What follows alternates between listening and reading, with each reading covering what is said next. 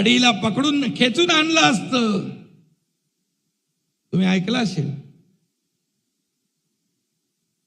अरे पण तुम्ही तर 2.5 वर्षाची माडी खाली नाही उतरला तर दाढीपर्यंत कसे पोचाल.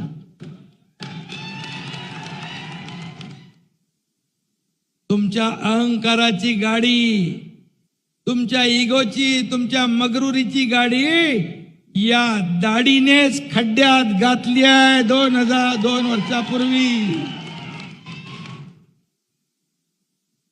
म्हणून विसरू नका, या दाढीकडे खूप तुमच्या नाड्या आहेत. मला बोलायला लावू नका, माझा नाद करू नका, हलक्यात घेऊ नका. तुम्ही हलक्यात घेतलं, परंतु 2 वर्षापूर्वी जे झालं ते जगाने पाहिलंय.